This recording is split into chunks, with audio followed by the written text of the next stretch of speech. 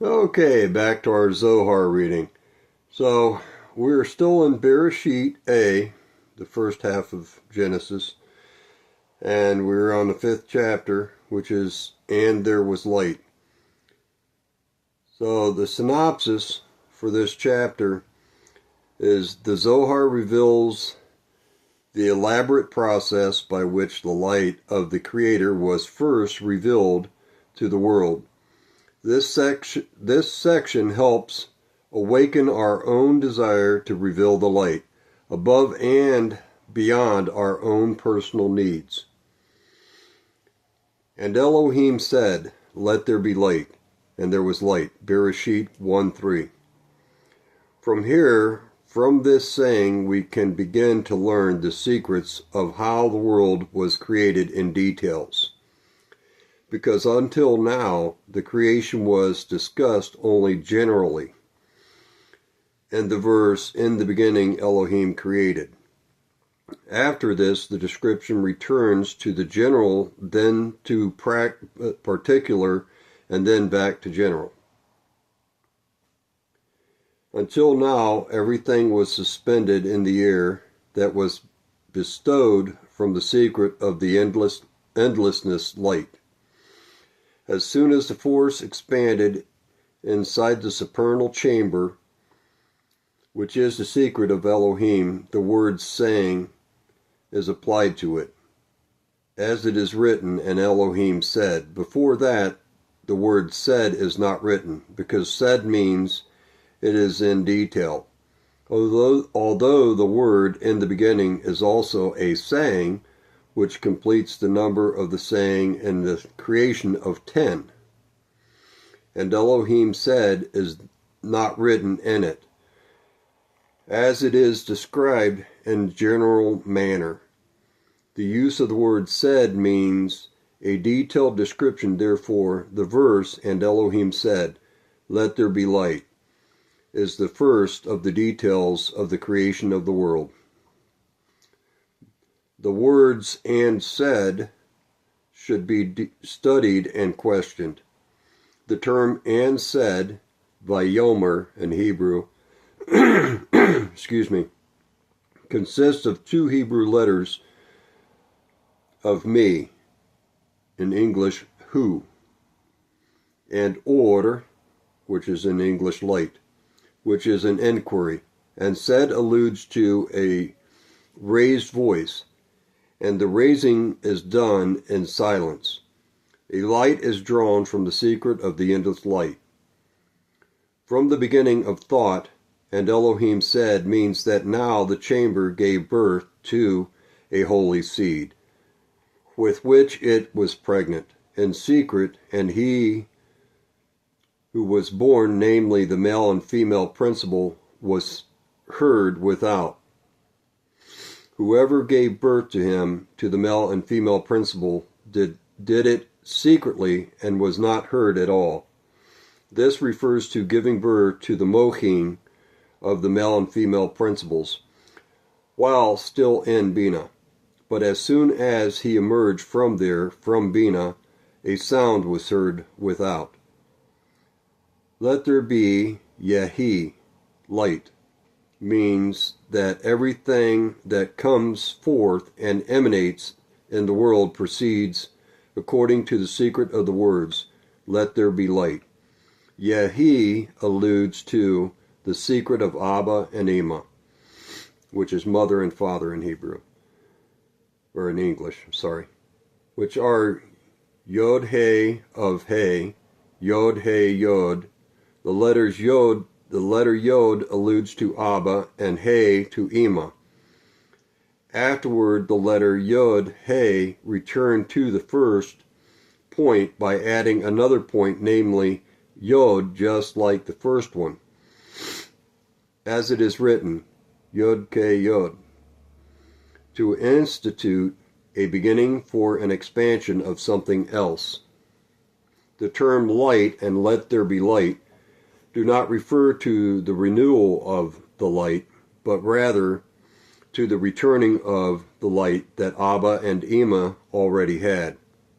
The expansion of this light that appears in the verse, let there be light, Hebrew, or, Aleph, Vav, Resh, is a most hidden secret, because it was the expansion that split according to the secret of the concealment of the supernal and concealed ear, avir in Hebrew. The word avir consists of the letters Aleph, Vav, Yod, Resh, and is Arich Anpin. It was split in such a way that there is nothing really renewed in the name Yod-K, Vav-K. Rather, the perfection that was there before the splitting is now revealed. It first split and produced one concealed point from within its own mystery. It revealed the point Yod as a result of this removal of the Yod from Avir. What is left of the original word Avir is Or, which is from the secret of the concealed ear. When the first point, which is Yod, proceeded from Erich Anpin, its light shone upon it according to the sense of reaching yet not reaching. Once the point expanded, the light was revealed, and this is the secret of Or, light, that has remained from Avir, ear. This refers to the light that has existed at first in Bina, when it was in the head of Erich Anpin. It then disappeared when it came out of the head. Now it has returned to it and remains there. The light has gone, it has disappeared, and is now hidden. And one point remains in Bina, where the light of Chokmah always reaches in a hidden manner. The reaches yet not reaching shines in the manner of the first point that has emerged from it. As a result, they are all linked to one another and illuminate one another. When it ascends to the head of Erich Anpin, they all rise up and cling to it. Then it is as if reaching, it is treasured in the place of the endless light, which is Erich Anpin, and everything becomes one. The point that was in the light and transformed it into air is now completely light. It expanded, and from this expansion illuminated the 7 letters of the alphabet, which were not yet solid, but were still moist. Later darkness came forth, and 7 other letters of the alphabet came out. The firmament then came forth and stopped the dispute between the two sides. In it there issued 8 other letters, which added up to 22 in all. 7 letters from the right, 7 letters from the left side jumped on the firmament and were all engraved on it, where they remained moist. As the first congealed, so did the letters. As the firmament congealed, so did the letters. They were engraved and assumed their intended shapes, and there the Torah was inscribed, referring to Zeir Anpin, which is called the Torah, to shine outward on the lower beings. The phrase, let there be light, alludes to the name Great El, according to the secret of he who issues from the primal ear. Hence is written, let there be, Yehi, in Hebrew, implying the Sephira of Hesed of Zeir Anpin called Great El. The phrase, and there was, Vayahi, refers to the secret of the darkness that is called Elohim, and it is called light. After the left was combined with the right, because the name Elohim extends from the secret of the name El, which is Chesed. Thus the name Elohim is the aspect of Chesed as well. The right was included within the left, and the left within the right. The verse, and Elohim saw the light, that it was good, beresheet 1:4, implies the central pillar of Zeir Anpin, which is the Sephira of Tiferet in it.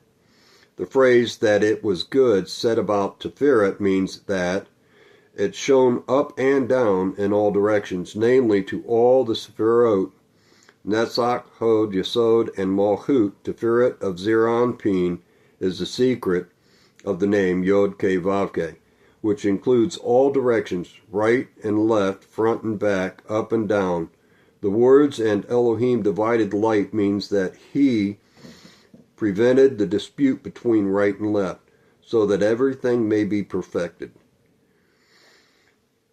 And Elohim called Beresheet 1:5. He asked, "What is the meaning of, and Elohim called the light day?" He replies, "This means that he called and invited it to bring forth from within that perfect light that stands in the middle, referring to Tiferet, one light. And this light is the foundation of the world, upon which all worlds are erected and form, where all the souls are born. From this perfect light emerges the central pillar, the foundation of life of the worlds. This being the day, from the right side, the words "and the darkness he called night" mean that he called and invited it, bringing forth one female from within the left side, the secret of darkness. This female principle is the secret of the moon that governs at night. For this reason it is called night. And this is the secret of the name Adonai, and the name the master of all the earth. The right enters into that perfected pillar in the middle, where it is included with the secret of the left, namely Chesed of Zeir Anpin, which also includes his Gevurah, and enters his central column, which is Tiferet. Then Zeir Anpin rises up to the primal point, which is Erech Anpin, and takes and possesses there in Erech Anpin Mohin, which are a thing based on the secret of the three vowels, Holam, Sharuk, and Chirik, which are called holy seed. For no seed can be sown for the purpose of the Mohin, except according to this secret, all referring to the illumination of the three vowels. Were united in the central pillar, which is Tiferet, and it emanated the foundation, Yesod, of the world. Because of this, Yesod is called all, because it holds on to all, namely the illumination of all three columns by the light of passion. In other words, because of the desire of the left for the light of the right, Yesod reconciles the left with the right and unites them. And because the central column acquires them, that column attains both of them and bestows them both on Yesod. The left is set ablaze by the force of might and smells. It smelled throughout the grades, and from the glow of this fire it emanates the female principle called moon. This blaze is considered to be darkness because it extends from darkness, and these two sides, the right and the left, produce these two grades, one male and one female, because Yesod, which is male, emanated from the rule of the right of Zeir Anpin. The female principle emanates from the left column of Zeir Anpin.